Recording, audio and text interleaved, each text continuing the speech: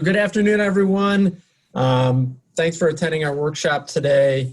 You know, all of us who have been part of REP, we have been so excited and impressed by all the great work that you've been doing throughout the summer on your projects. I know a number of you are finished, some are nearly finishing, and we thought, as great as the experience has been, it's also important that you guys feel confident in being able to market what you've done for future endeavors, whether it's on your resume or in a networking session, in an interview.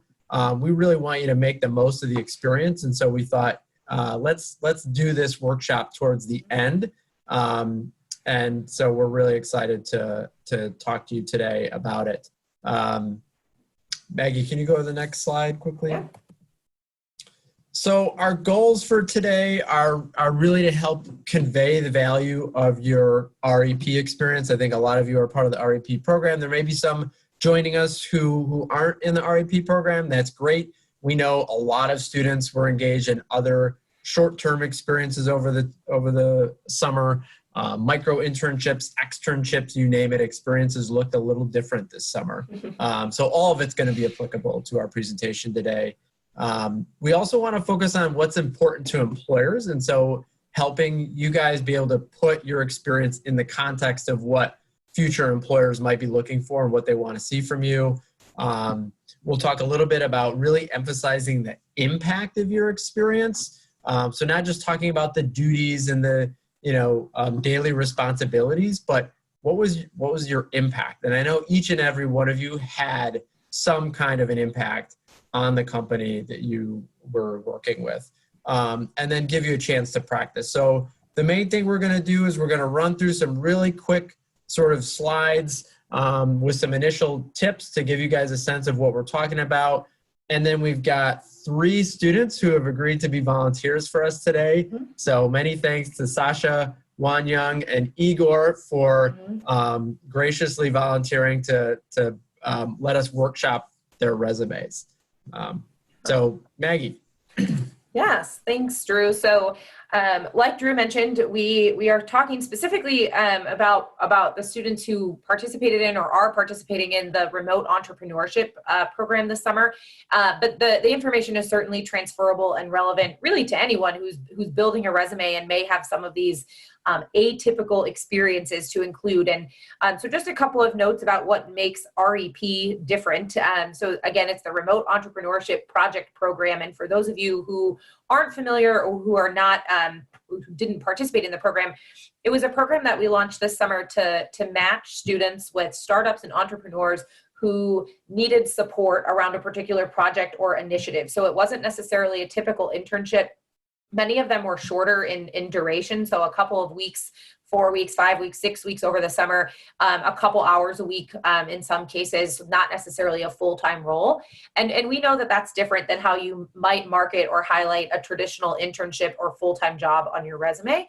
And so we wanted to spend some time thinking about, even though this is a different type of project, how can we market that to employers and to the people that you're connecting with and networking with during your internship and job search and beyond, like Drew mentioned. Most of these had a startup or entrepreneurship focus, and as you know, many of you who have been involved with startups or with entrepreneurs know, sometimes the type of responsibility shifts maybe midway through the project, or the scope of the project might shift. There's a little bit more like change and evolution happening in that environment, which sometimes can affect how you talk about those experiences. Certainly, those of you who participated in the program this summer know that this program was created not only to fill a need with employers, but also to fill a need amongst the student population. We know that this summer in particular, many internships were canceled or postponed or shifted around a little bit. And the fact that you were able to jump into these projects with a very quick turnaround in many cases certainly demonstrates some flexibility and adaptability and resiliency if you didn't do what you initially were planning on for the summer. So that is certainly something that makes this program unique and something that we can think about, sharing as you talk about that. And the last thing I'll note as far as what makes this type of project or program different is that In some cases, it was a great fit with what some of you were planning to do long-term. You know, you were matched with a project that aligned exactly with your previous experience or your future career goals. And in some cases that may not have been the reality. So in some instances, it may not align directly with what you're looking to do in the future. And so we want to think about what aspects of the project and experience you can pull out to still market to a future employer, even if it is within a different industry or a different type of functional role. And I'll let Drew talk a little bit about what's not so different about REP and the things to think about in that regard. So, right. So as Maggie mentioned, you know, there was a lot that was different about your experiences this summer, but we also want to point out that despite those differences, it's still experience. And so I think, you know, we wanted to put this slide up here because I know sometimes in working with students, students have a tendency to kind of downplay certain things like, oh, I only did something for a few weeks, or, you know, it wasn't a full internship. And the sort of default is to kind of qualify it by what it's not versus focusing on what it is, which is experience that could be very relevant to what you want to do in the future. And the big thing is that you are developing, you know, new skills or flexing existing skills that, you know, added value to the company that you are working for, could add value to a future company or organization that you want to work for. And so the goal here is to really focus on how can you make the most out of what you did, let the project work to your advantage and focus on those positives versus on focusing on, you know, the time or what it wasn't. And then, you know, to Maggie's point that even if you were matched with a project that wasn't like directly connected to your career goals or your next step, you can still make it work for you if you frame it in the right way, right? So, and this is something that applies to kind of anything that you're doing when you're tailoring your resume. Your allegiance isn't to the position or the experience itself. So you don't have to be committed to talking about what that experience was about in its entirety. You can choose the aspects of the experience that you want to highlight and frame it for whatever it is that you want to do. So with that, the leading question is, how can you frame and market your experience? So let's get into some of those actual next steps. Yeah, so just to piggyback off of what Drew was talking about, we call that concept transferable skills. So thinking about the skills that you develop within a particular experience that are marketable and relatable to a future employer or to whomever you're speaking to in like a networking setting or an interview setting. So it doesn't, you know, the job function doesn't necessarily have to be the same. The industry doesn't have to be the same. It doesn't even have to be a professional experience. So this applies to potentially volunteer roles or, you know, student involvement on campus. But what types of skills are you developing that you can apply to something else? And common transferable skills might be things like leadership skills or working within teams, communication skills, organizational skills, analytical skills. You could develop equally strong skills in that particular area in any setting that you could bring to apply to a different setting. So the concept of transferable skills is essentially something you develop in one setting that you can apply elsewhere, even if that setting looks a little bit different. And that is certainly something that is very relevant and important to any future employer and anyone that you're speaking to about your career, because it shows them that you have the capacity to build these skills and to apply these skills in a variety of environments and settings and professions and any of the above industries, functions. The employers really care about that because it's really what allows you to tailor yourself and your resume and your pitch and your networking skills to whomever you're talking to and to the employers of interest. So like Drew said, instead of being tied all the time to a particular job title or an industry, you're really making your kind of candidate profile more about the skills that you have that apply throughout different opportunities. So when we think about what's important to employers, certainly those transferable skills are really things that often stand out at the top of their list, and you often see them in job descriptions or position descriptions as things that employers are really looking for.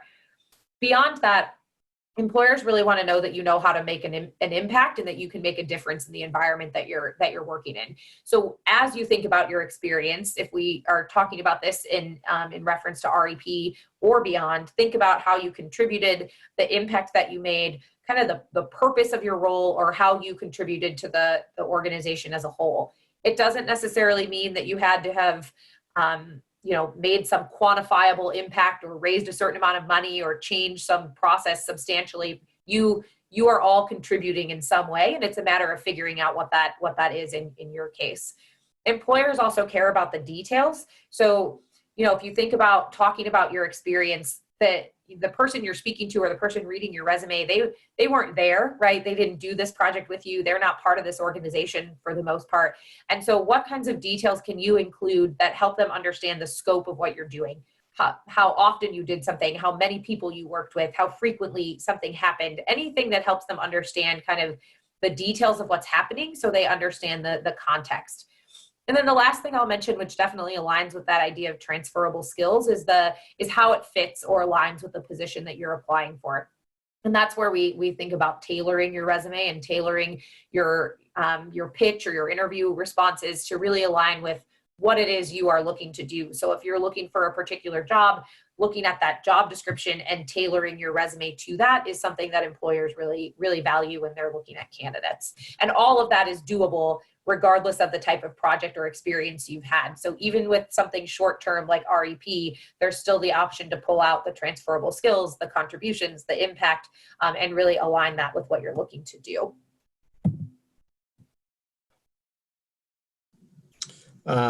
Thanks, Maggie. So oftentimes this boils down to bullet points, unfortunately. As we all know, there's not a whole lot of space to tell your story initially on a resume. Once you get into an interview situation or even just a networking chat, you can kind of tell that story in a fuller way. But on a resume, it's all about creating very concise bullet points that still contain that detail that Maggie's talking about, being able to point to impact and outcomes.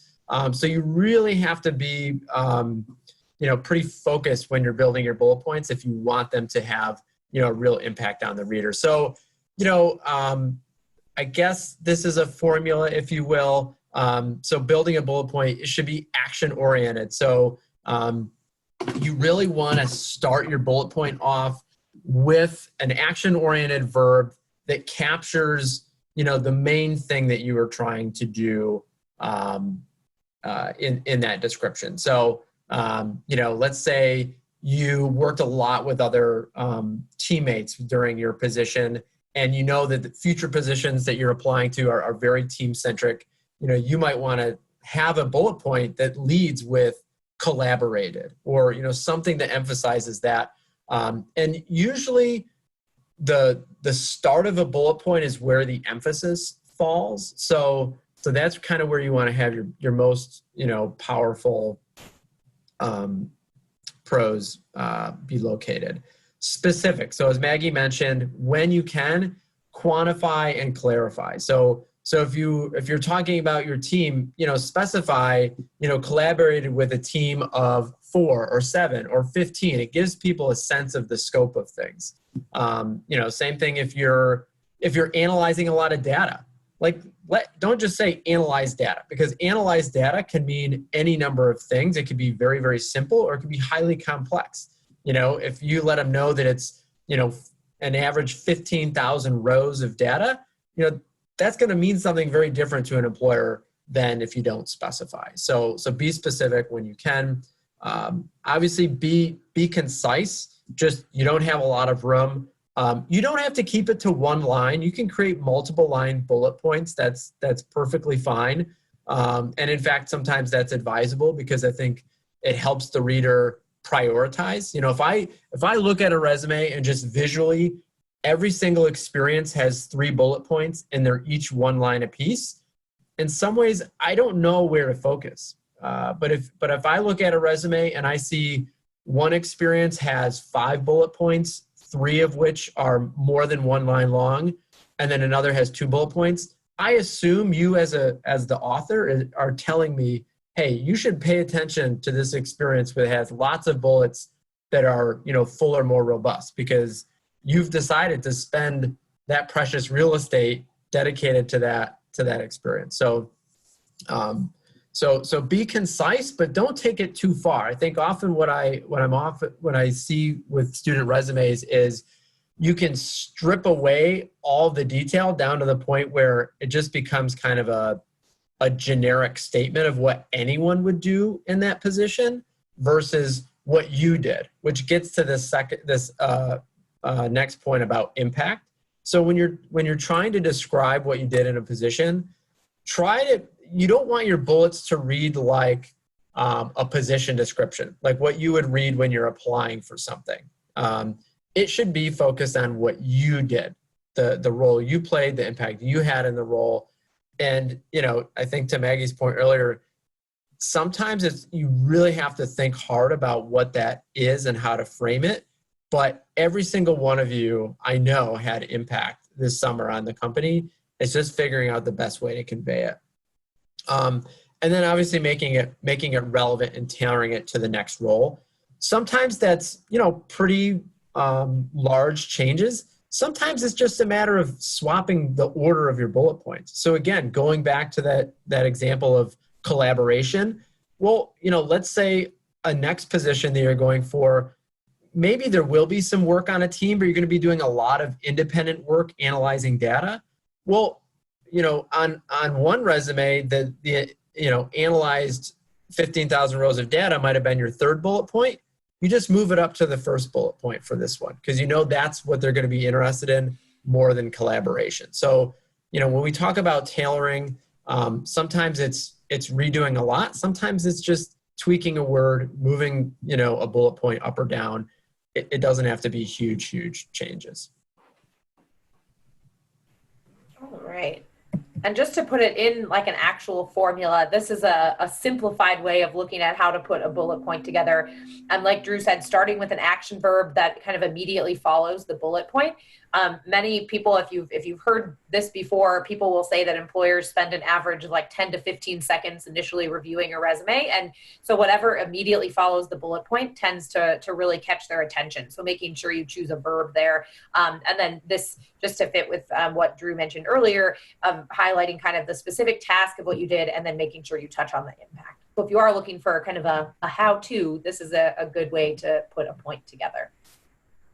Hey Maggie, can I ask a question? Sure. So I wanted to check, like Drew mentioned, and like you also suggested, that there are particular words to initiate or probably just to actually have those words so that it catches recruiters' eyes.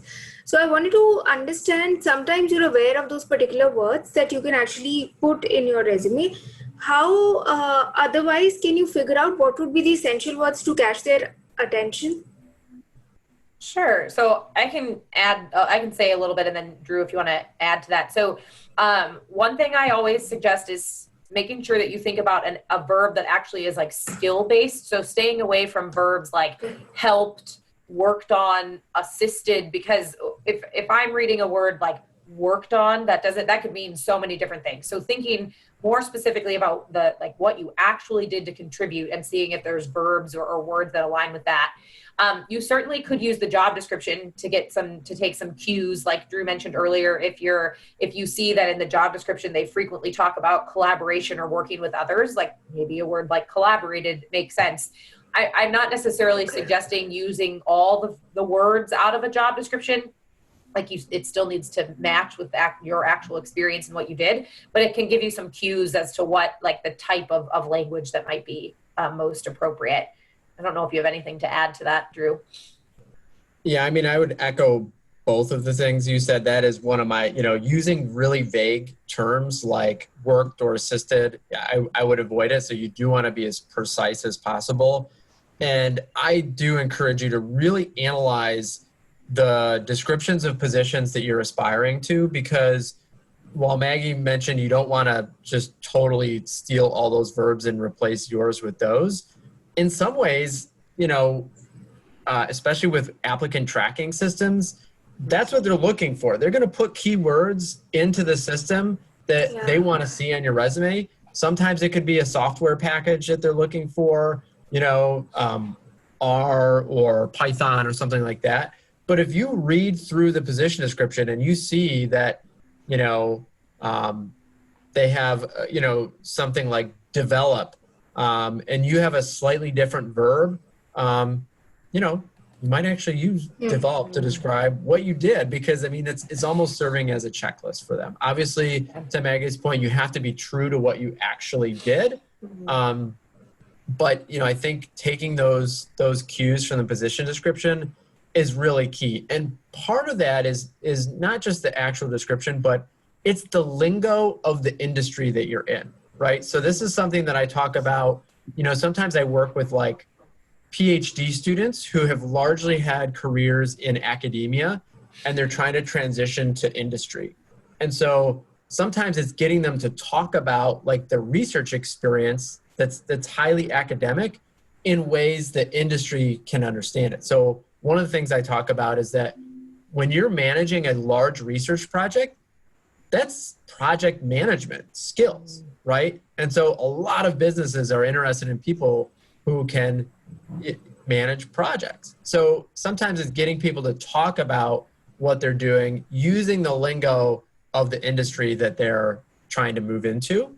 And so some of that's just, reading through position descriptions, reading through industry literature to get a sense of how they might frame something.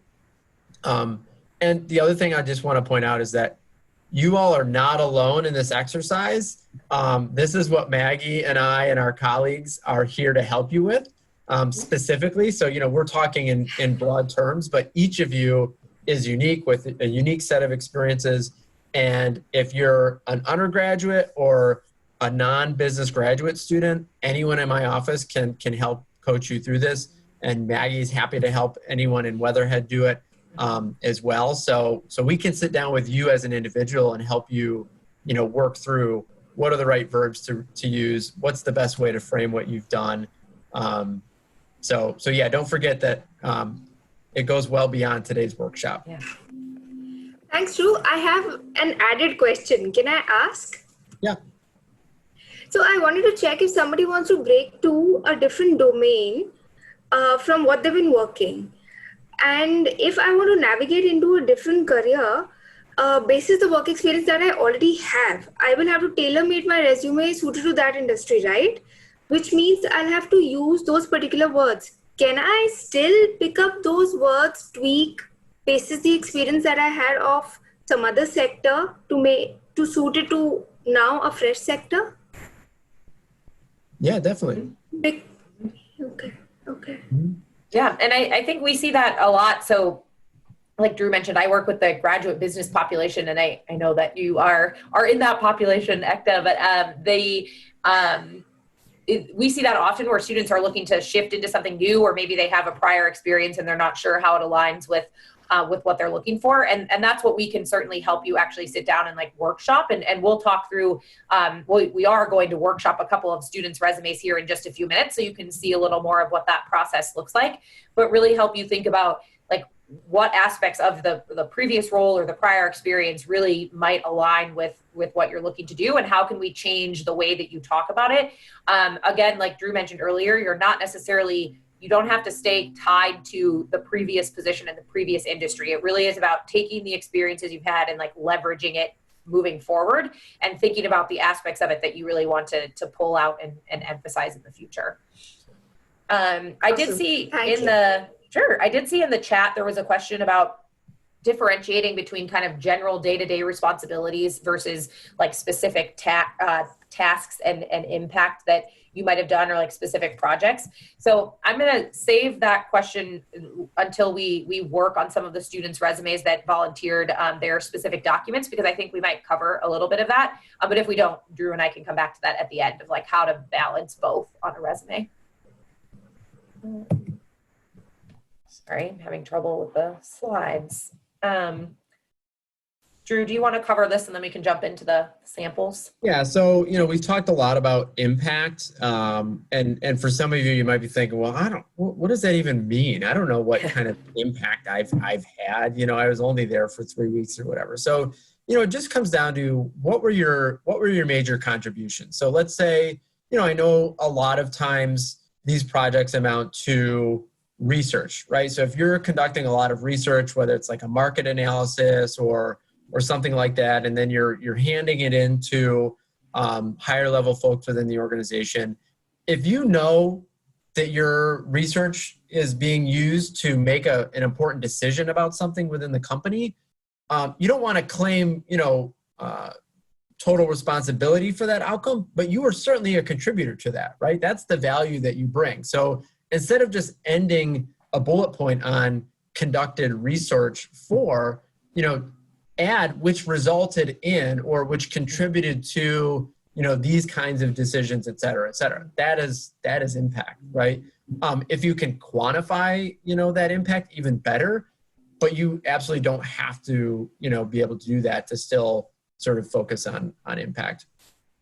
So I sort of touched on that, like how's it going to be used in the future, even if it hasn't taken place yet, but it's in the works or it's part of a larger project with a bigger end date. You can point to that. It doesn't have to be done and dusted for you to, take some ownership of the value of the work that you did there. Pointing to the purpose of the project, this can be somewhat hard to do in a bullet point. You can make some reference to it, but this is also important to think about for those longer conversations and interview, et cetera, where you can actually talk in a little bit more detail about what you were doing and know the purpose and be able to share that. Let's say, internships by design are learning experiences. So it's not just about what you're contributing to the company, it's about what you're gaining as well. And so, let's say in an instance, you didn't maybe add as much as you thought, but you learned a really relevant new skill. You can certainly focus on that. And that's going to be important to employers because if you gain that skill and they're going to need you to use that skill for them, then you're pointing to that asset.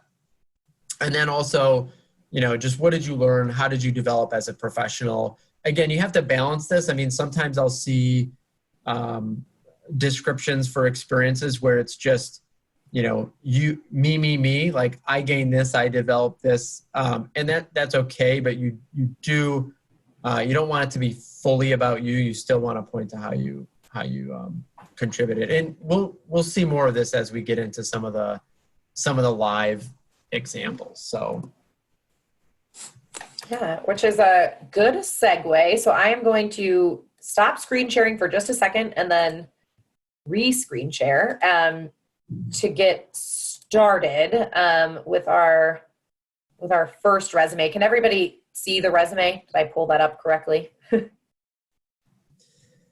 that right, Drew? We're starting with Sasha, right? Okay.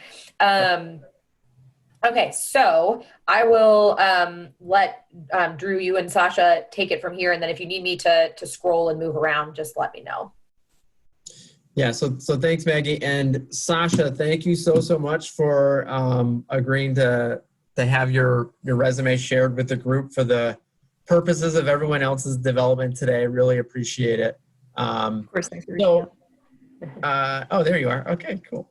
So one thing when I work with students on the resume, we talk about knowing how you want to use it in the future, because often you don't want to just create a resume in a vacuum. So Sasha, I've worked with you through the Wall Street track, and I've learned a little bit about what you're doing this summer. But if you wouldn't mind sharing with me, as you enter this new fall semester, what are your next steps? What are you going to be focusing on this fall? Are you going to be looking for summer 2021 internships in a particular area?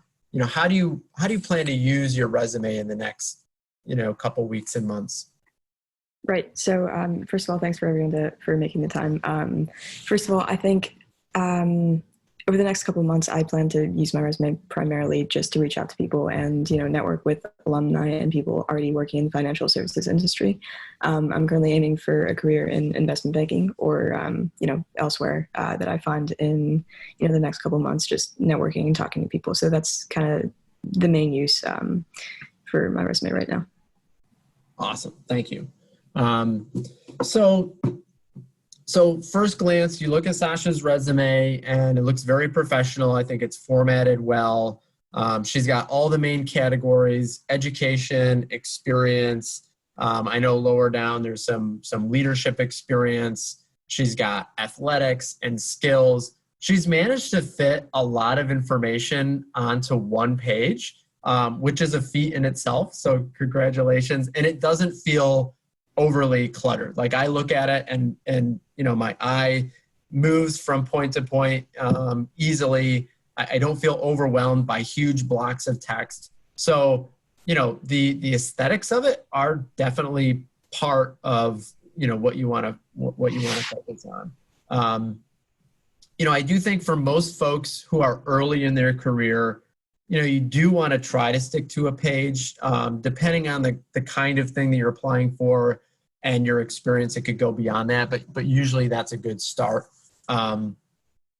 So you've got some great information in your education section, the degree that you're seeking, your major, some applicable academic honors or programs like the Wall Street Trek. And clearly all of these things are relevant to the field that you're interested in, investment banking. I know you're early in your career.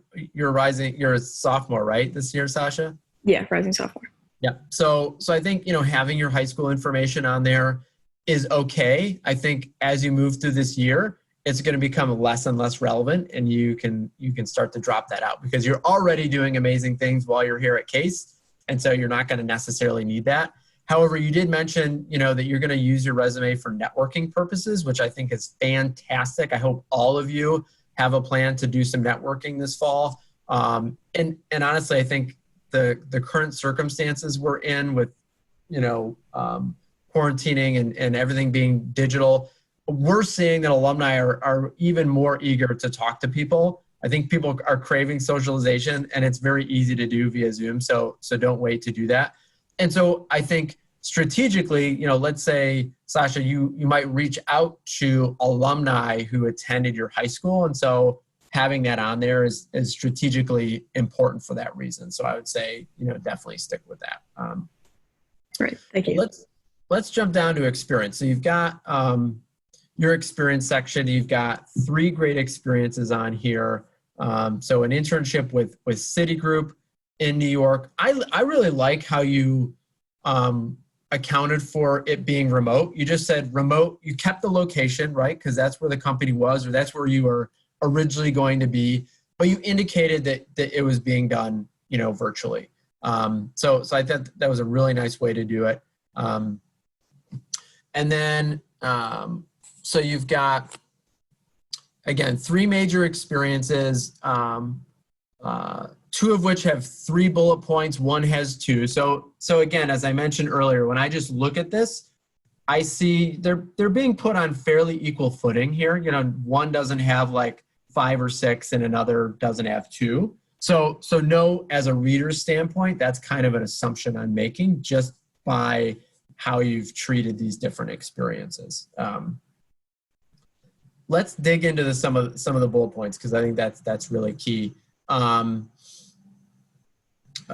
Is this the? Oh yeah. So your REP experience was with MCM Capital, right? That's right. Yeah. Okay. So you've listed the company and the location, which is awesome. Your title and the dates. That's usually how I format it: company, location, title, dates.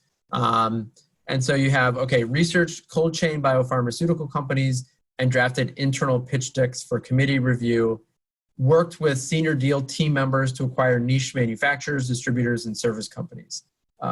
So what I really like about these bullets, I do like some of the details. So, you're not just like researched companies, you're actually giving, the industry, the kind of companies that you're working on, the purpose. So drafting, pitch decks for committee review. You're mentioning senior deal team members, which tells me as an employer, you're comfortable working with people who are in higher levels of an organization, which, just by that little detail. So by specifying senior deal team members, you're elevating that to me. And there's some detail about, about the purpose. Knowing some of the tips that we went over earlier, Sasha, what do you think some of my feedback might be about maybe the verbs you've chosen or some of the detail you provided? I think something that I could fix is moving everything into the present tense, just because it's ongoing, maybe. And Oh, yeah, if you're currently working on it, yes, you could definitely talk about it in the present. Even if it's a current experience, but maybe it's part of that experience is completed, you can still use past tense. Okay, makes sense. Okay, go on. Sorry, I interrupted. No worries. From what you said earlier, I think, looking at it right now, I think I could try and quantify more of, like the industries itself. You mentioned how I do a good job in like actually listing out the industries that I was working on, but I feel like I could do a better job of really talking about them a little more and a little more in detail to really, show that I'm actually making a difference and, the impact, I guess, just to show. Yeah. I want to pretty much. So another thing I might ask is, the verb researched, it's somewhat specific, but there's lots of different kinds of research. And so, when I think about, and the research you're doing is biopharmaceutical companies, but it's for a private equity company, right? So I guess you might, depending on the kind of position you're applying for, you might want to go into a little bit more detail about what that research entailed. Are you going into, Edgar and looking at their annual, 10K reports? Are you looking at, industry bio-specific things? What are the skills involved in that research? Because as you know, in the field of private equity, that's a huge skill set that's very diverse. So if you wanted to, you could really unpack what that means and add a layer of detail there. Okay, thank you. And then, worked with senior deal team members. Now, I get a better sense later on of what you mean by work with in terms of the purpose, but that's still a little bit vague, right? Because as Maggie mentioned earlier, and I, said as well, worked with can mean a lot of different things. So what was the specific thing that you were doing that you want to highlight here? Right. I think with that verb specifically, I was meaning to indicate the fact that I guess my research kind of supported the decisions that they were making, as you also previously mentioned. I was kind of conducting research, looking into the case databases that we had available and just looking at the industry as a whole, just finding new, companies for them to take a look at and possibly make a move on. In that way, I was kind of converting my information and my findings over to the senior deal team that was mentioned. So I guess that's what I meant by worked with. Mm-hmm. And do you know, I mean, you weren't there super long, but do you know any sort of progress made on any of the acquisitions that you were contributing to? I wasn't actually aware about like exactly what they actually, decided to pursue. And I think if they did, I'm not too sure I'm allowed to say. Well, yeah. But so you don't need to disclose any classified sensitive information. Right. But I think that the main impact I made at MCM specifically was, the industries that they should be looking at as a whole, instead of like the specific company. So if there was an industry that I thought that was doing really well or, supposed to do really well for the upcoming year and upcoming quarter, whatever it may be, I would kind of relay that back to them. They would look into specific companies. And I think that's something that I talked to my main coordinator at MCM with. Okay. So as you reflect back on your experience, Sasha, I mean, do you feel like these two bullets, reflect what you learned and what you think you have to offer to a future employer? I think, the feedback that you provided actually makes a lot of sense. I definitely could be elaborating on a couple more points within MCM itself. But I do think it gets the job done in the fact that I I'm showing that I have, some experience in the field, and, I'm not just, starting fresh in the industry. Yeah, definitely. I think it's a really solid start, Sasha. I think with, some of the changes, you'll be in a good position. The other thing I want to quickly mention, and I'm not going to go into the detail of the other experiences here, but you also want to think about each experience in the context of the others. So I encourage everyone to have a strategy for your entire resume and each component of it. So you want to go into it thinking, okay, when they read about my Citigroup experience, I want them to learn X about me, or to understand I have, these skills. When they get to my MCM Capital experience, here's what I hope the employer gets for me. And that you're thinking collectively about them. So maybe, the Citigroup, it's about, communication skills with those senior executives. And then, elsewhere, it's maybe the analysis or, performing valuations that, across the three different experiences, you're hitting all the pieces that you want. Does that make sense? So you're not thinking about them in isolation, but how they kind of work together to advance that overall strategy that you have for your resume. Absolutely. Yeah. And so obviously, Sasha, you're one where the project that you were on, it was highly relevant to, your future aspirations. But even if it wasn't, you could still talk about these transferable skills you developed, conducting research, working with high level people, communication skills, and pitch it to something else. But really nice job. Thank you. All right, Maggie. All right. So we will transition to Wan Young's resume. So I know Wan Young was on here before. Hopefully she's still with us.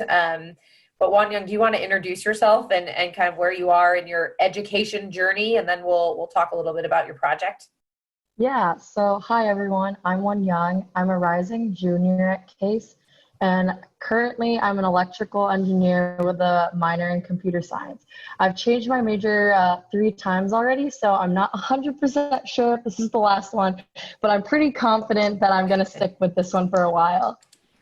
Like Sasha, I'll be using my resume to probably give to recruiters for projects in the fall and potentially co-ops in the fall. Great. And apartment list is your REP experience, correct? That's what you did over the summer. Mm-hmm. Okay. Well, thank you for the intro. So similar to what Drew and Sasha talked through, we can talk through the resume kind of generally, and then spend a few minutes on the REP experience. So a couple things I'll note about this that definitely stand out to me is the skill section that you have right at the top. We talked about earlier aligning your resume with a job description and thinking about the skills that an employer is looking for, and having a specific section on your resume is a great way to do that. So I like that you included that right at the top and drew attention to some of those skills that could be relevant to future opportunities. That's a good way to highlight those for employers. And I would imagine that you've used those through some of your other experiences. And so if an employer is reading this, they may not only see that you called out some skills in a particular section, but they might be able to see later on how you've used them throughout your experiences, which is good. And education, like Sasha, you touched on kind of all the primary things there that you might include. You have professional experience, and it looks like you have your REP position here first, or your REP project, and then a couple of on-campus positions. Is that right? That's correct. So I see, teaching assistant, student assistant, supplemental instructor, and a research assistant, a couple of research positions before we jump on to the next page. So to Drew's point earlier, this, if you were working one-on-one with me or someone in postgraduate planning, I would maybe suggest that we work on how to fit this on one page, only because it doesn't quite fill out a second page. And so thinking about how you might be able to consolidate some of these bullet points or combine some of the information to get it to fit on one page certainly would make it easier and more concise for an employer when they're reviewing that with an application. And one thing that I'll note, similar to the last point that Drew mentioned of thinking about kind of the story that you want your resume to tell on the whole, is to think about, since you have some positions that are kind of similar, I mean, different type of research, but both research oriented, or, like a student assistant type of role, an instructor role, a TA role, there may be some overlapping skills that you've developed. And so thinking about how you can make each bullet point really work for you and highlight maybe a different skill that you weren't able to include in another section. So, if in one of these teaching assistant or assistant type of roles, you really developed some one-on-one skills with students, or like coaching and supportive skills, maybe you emphasize that, in that one place, but you save some of the skills around communication and facilitating for a different role, so that it doesn't become repetitive, and you can highlight some specific things related to each position. So your REP experience is here at the top, and going back to one of the things we mentioned earlier, you have several bullet points for this role compared to the other roles that you've held. So as a reader, I would assume that your REP project is definitely relevant to what you're interested in doing, and impactful in the sense that you developed a lot of skills and were able to do a lot within the role. Is that accurate? Is that kind of what you are hoping to convey with this resume? Yeah, I'd say in comparison to my other roles, it's tailored to what I am looking for in the summer of next year. So that's why I also just thought the more descriptive I am, it's easier for me to take away information than to add information. So I just thought it would be better for this workshop to include as much as I could and then take away from there. Sure. So I like that you mentioned it's related to what you're looking to do next summer. And I think that that's definitely what comes across to me when I read this, that, given the fact that it's 6 bullet points, there's more detail compared to others. I think that certainly comes through. At some point, you might think about how to, not that every experience needs to be the same, but the amount of detail in some of these bullet points is much more in depth than some of your points later on in your resume. So you might want to think about some of those, like the tips that we talked about earlier, and how to apply those elsewhere. But for the sake of today, we'll focus on REP. So your first bullet point kind of describes the purpose of the program, which we can talk through more. And then it looks like you have a couple of points that talk about the skills and actual specific tasks that you did. And then you did a good job here kind of highlighting some of the actual technologies and tools that you used. Those may be things that you could consider incorporating also into a skills section if you wanted to further build that out. But I think it makes sense to also incorporate it into what you were doing. But you may want to think about how to do that in that format we talked about earlier, which is using kind of a verb or a specific task to show how you used those. So rather than just listing kind of tools and technologies with a colon, if there's a particular aspect of the project where those were used, if there was something that you did to actually put those into practice, that it can help employers see that you actually know how to use it and you know what to do with it. So similar to what Drew asked Sasha earlier, based on the feedback that we were talking through at the beginning and some of the tips that we mentioned, what are some things that maybe stand out to you about this section and the bullet points that you've included? Anything that you might, think to adapt or that you think works well for what you're trying to convey? One thing that I would want to change is maybe look at the job descriptions of future positions that I want to apply for and implement those verbs into my descriptions. I know while I was writing the second to last bullet for the REP program, I knew that used wasn't the verb I wanted to use for my final resume, but it was the only word that came to mind now. So I want to go back and figure out some different verbs for my descriptions. Yeah. I think overall though, I tried to figure out what type of impact I had at Apartment List. And with the help of my supervisor, I was able to implement a overall impact, how I could figure out how I impacted through my internship. So I think I did an okay job at that in my descriptions. Yeah, and that's a great tip or suggestion to talk with your supervisor or colleagues about how to do that. So I've definitely suggested that to students in the past, that if you are working on your resume after a project or after an experience and you're not sure how to convey kind of the impact that you had or the work that you did, connecting with someone that you worked with can help, because they can offer some insight onto, you know, what they experienced and what they observed. I would, just to go back to your point about the verbs, I agree that used doesn't necessarily tell a reader a lot about what you did. So you could always think about rewording the point to start with how it was used, which in this case seems like it was used to create a component to add functionality to the production. So you could always flip the order, right? Start with create and talk about how you created it later on in the point.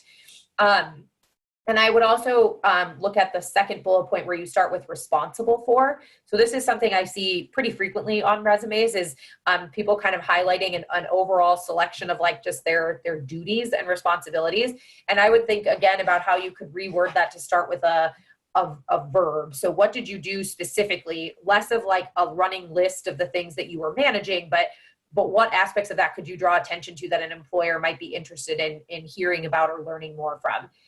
It may be possible you don't have the chance to cover every responsibility on your resume. And to the chat question that came up before, like day-to-day tasks and responsibilities, you may not always have the space or the capacity to add every single one, but think about the highlights, right? What do you want to put on paper so that whoever you're speaking to or sharing your resume with wants to talk to you and learn more? So this is really like a foot in the door. So think about kind of those key responsibilities that you could highlight through their own bullet points. And then the last thing I'll mention, because it is relevant here to REP specifically, you have a bullet point about kind of the concept of the program. And I do think that it can be helpful for employers to understand what exactly you're a part of and what this kind of thing is, right? Like what REP is, or how this particular position came to be. But I think there are ways to briefly touch on it in a way that doesn't take up so much valuable real estate, especially as the first bullet point under your experience. So, as an employer, that's really the first skill-based bullet point they're going to read. And it ultimately doesn't really end up being about you. If there was something that, if you could tack it on to the end of another point, like I'm looking quickly, but communicated information between teams to, ensure uniform understanding to the admin council, like it might not fit at that one, but sometimes you can add on to the end, like, with apartment list or through the REP program, and then in parentheses, like a descriptor of what it was. It doesn't necessarily fit with that point, but ultimately, so it doesn't need necessarily its own point. We want the points to be focused on you and your skill sets. But for the most part, I think you did a good job, like you said, talking about your impact and the things that you really did during your short time there. So nice job with that. And I will transition it back to Drew. I know we only have a few minutes left to go through Igor's resume, and then we'll wrap up. Thanks, Maggie. Right, just before we get into Igor's resume, you mentioned a lot of great tips. One thing I want to emphasize is that idea that you can play with the order of things and flip it around to your advantage. I mean, I think, we obviously gave, a little bit of a formula, but your bullets don't all have to follow that same formula. So sometimes if you have a really great result, you can start with the result and then tell how you got there. You could say achieved a, improved something by X% by doing XYZ, or achieved a greater rate of whatever by, and then listing out the actual steps versus starting with some of the steps and skills and ending with, which resulted in. And I think using that it helps break up some of the kind of monotony of how some of those, formulas can be. I thought that was a great tip that anyone can apply to their resume. So Igor, thank you so much for agreeing to help us out here. So Igor, you have a lot of great experience, and a lot of it's entrepreneurial. I mean, I know you're running your own business right now, Pastry Now, and are actively engaged with our friends over at LaunchNet. So tell me about what are some of your next steps? How might you be using your resume in the next days and weeks. Yeah, for sure. Thanks, Drew. So I'm going to keep it short because I know we're running low on time, but generally I'm not, actively looking for positions at this point because I've got a sort of 8 to 12 month plan set out for finishing up my master's and then studying for my CPA and LSAT. But mostly it's for, at this point, networking, meeting new people, continuing on my entrepreneurial endeavors. Awesome. So, I mean, and you basically have kind of two camps, so you have relevant experience, which in this section, most of it's accounting related. So I might even say this is accounting experience because technically I think your entrepreneurial experience is also relevant experience. Otherwise you probably wouldn't be putting it on your resume. So I might even just go a little bit more specific with this category title. And then if we don't, Maggie, if you wouldn't mind scrolling down to the entrepreneurial. So, and your REP project was with Octet, right? Mm-hmm. Okay.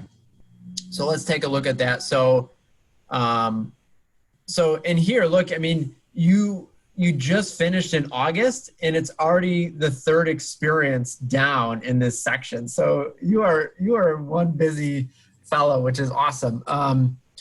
So you've got one bullet point, but it's really, pretty robust and well developed, which I think is fine. So just, really quickly developed an in-depth market analysis to provide a list of 30 potential investors to Octet founders, including M&A research on a Fortune 5 company to determine potential valuation and help develop a pitch strategy. So I like that you are, quantifying things. So, 30 potential investors, you're giving me a sense of the size of the audience, the level of the company that you're researching, the kind of research, so doing mergers and acquisitions, and that the purpose is to do, sort of a pitch strategy. So I think, you packed a lot into one bullet, and obviously you have a lot of different experiences on your resume. And so for you, where this experience fits in the larger picture, like that may just be the role that you want it to play, right? So I guess I'll put it to you. Was there more maybe you wanted to say about your experience at Octet, but you felt maybe constrained by just the limitations of the resume, or is this for you delivering at what you want it to? I think that I don't have a lot of real estate on my resume, so I try to optimize space where I can. And I think that really that was the best way that I could summarize my experience. Like, yeah, sure, there was other stuff that I did throughout it, but if I'm talking to an interview or if I'm networking with somebody, that's going to be the main thing that I'm going to talk about. And that was the main outcome of my internship experience. So I just wanted to focus on that and keep the spotlight there. Sure. Yeah, and I think it does it. For me, while I like all the components and the detail, I think if I'm flying through this resume, which this is how a lot of people read them, I might get a little caught up in the different clauses here. And so you might think about breaking it into two bullets. You're not gonna lose any space, and it just might help, the eye kind of move through it. So you could sort of just say, developed an in-depth market analysis on a Fortune 500 company for something, and then another bullet point maybe going into the purpose with the pitch deck and something like that. So you don't, because what can happen is, I know I said earlier, don't be afraid to have multi-line bullets, and that's fine. But if they get too long, then critical aspects of what you did can get kind of buried in the middle, and people might gloss over them versus, if they're highlighted as, the start of a bullet point, then they're going to focus on it more. The other thing I would just say, Igor, obviously, like when someone first dives into your resume, it's so interesting because you've got all of this like very traditional accounting experience, which is great for someone who wants to go into accounting. And it's just going to look like, yep, he's on the accounting path and there he goes. He's developing good experience. And then you get this entrepreneurial stuff, and it's not totally different, but it's very different. So I think if you start to begin focusing on less accounting specific things, I mean, you might think about taking that whole entrepreneurial experience section and moving it up to the top, right? And that the accounting stuff plays, a lesser role, but it's all about what you want to do with it. So, and you too, like Sasha and Wan Young, I think you did a really nice job of fitting a lot of information into a small space. One thing I'll point out about, so you have affiliations, leadership. Sasha had a leadership section as well. For me, a lot of employers are interested in leadership.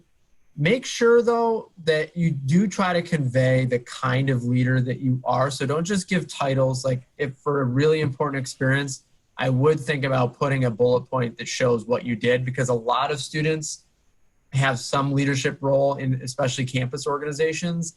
And unless you specify kind of what you did, it's easy to kind of gloss over it. So I know we're beyond time. Thank you again. Does anyone have last minute questions for those who can stay on? I'm happy to stay on if people have specific questions. And again, Maggie and I and our colleagues are certainly available for one-on-one appointments or other help after this.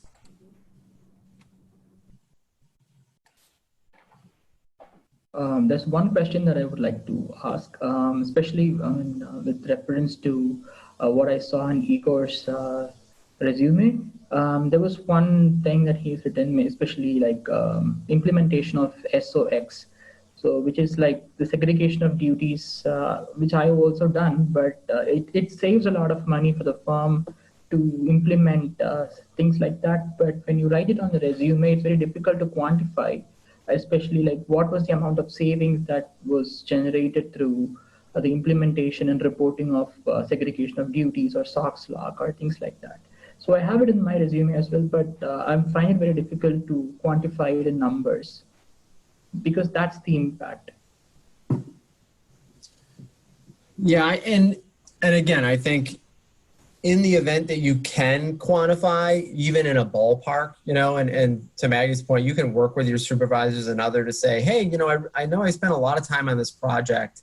Did it end up saving the company any money? About, how much, how might I represent that? If you don't have the specifics, I think you still want to talk about, I guess how it was used, that it was used to make decisions which save money, or, you try to approximate it as much as you can.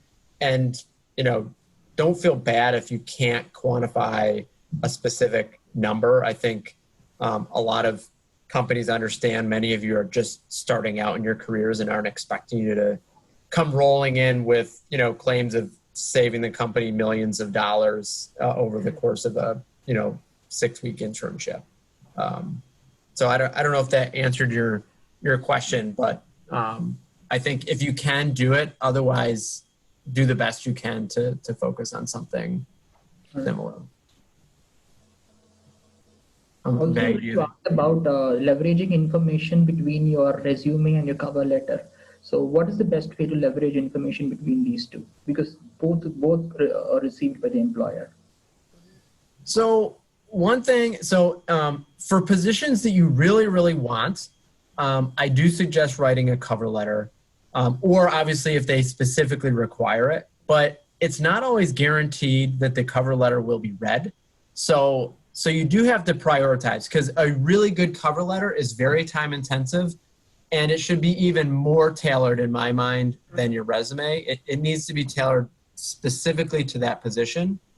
And for me, the role of the cover letter is to help connect some of the dots for the reader. So you're really in your cover letter explaining why the experiences you've had are relevant to what they're looking for.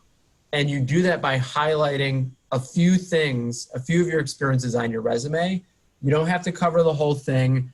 And you're really leveraging the format of a cover letter where you can write in full sentences and paragraphs, which you can't do in a resume, to take some of those salient experiences on your resume and kind of bring them to life a little bit more in your cover letter. Well, yeah, we could spend another hour and a half on cover letter writing. Yeah. It's another art unto itself. Maggie, do you have anything to add? Oh, I would just echo that a cover letter is really a good place to pick a couple of things from your resume and expand upon them. So when I work with students, I usually say that a cover letter should address like a couple of primary questions. One being who you are, of course, like a basic introduction. And then, like Drew said, why you're interested in this position. And that needs to be obviously tailored to what you're applying for. And then really it should address why you're qualified. And I suggest doing that by choosing a couple of things, like 2 or 3 from your resume to provide a little more detail on and connect them to the role that you're looking to do. So it isn't just reiterating the bullet points you have, it's kind of drawing connections between what you did and why it matters to who you're sending the cover letter to. So it really should be specific, and it should provide details and kind of connection points that you wouldn't put on a resume, because a resume isn't the place to like explain everything that you did, and the cover letter is really your chance to do that. And you know, just like with resumes, we're always happy to work with students and work on writing cover letters and thinking about how to format those for a position that you're interested in. I did see a question in the chat about resume templates, and so I can add a little bit about that, and then Drew, if you have any thoughts. But so as far as formatting, I usually suggest using a template for like a guideline on how it should be structured, I think is okay. Like within Weatherhead, we have templates that we encourage students to use, but it really is more about like the you know, where you bold and where you italicize and the way that it's organized on the page. It isn't like a document that you like plug in your information and then it spits out a version. Those I would not suggest. So if you're looking for recommendations on formatting, sometimes templates or examples can be helpful because it may help you organize the information on a page in a way that's easy for employers to read and differentiate some of the key points from, you know, prevents text from all running together. I would not like plug your information into anything then have it spit out a version of a resume. I think that one, that leaves you very little flexibility to edit or move things around as needed for a particular position. 2, sometimes the formatting on the back end of those can be complicated. And if you're submitting to like an applicant tracking system, they can be very difficult for employers to like read and decipher. And so I would not use like tables on a resume. I would not use anything that's tied to like an online template. I would use like a Word document and then make it, you know, you can make it a PDF. But otherwise, sometimes the alignment gets messed up and it can be hard for them to follow. But so yes, my suggestion is you could use like a template as far as a guideline. Like I said, Weatherhead has a few that we use with our graduate business students, but it's just a Word document. And the template is really just a way to organize information on the page and some suggestions around, you know, how many bullet points or how many lines you should fit in a certain section, where to bold, where to italicize, that type of thing. It's not a true template where you're like inputting information about yourself and having them create something for you. Those I don't think are as effective with employers or for like your own purposes. Yeah, I totally agree. And like Weatherhead, we have some examples in our career search guide, which is on our website if you want some different examples about how you might format it. But yeah, I think you can sometimes get yourself into trouble when you fully use a template. You know, I've seen them where people forget to change it from the template to their own. I've had students in a panic who've shown up at a career fair and realized they forgot to literally swap out the fake phone number that was on the resume, and so it's not their phone number, it's just some random phone number. So I think, yeah, I know many of you are very detail oriented, but sometimes you miss things and so yeah, I don't have much more to add. Yeah. Other questions?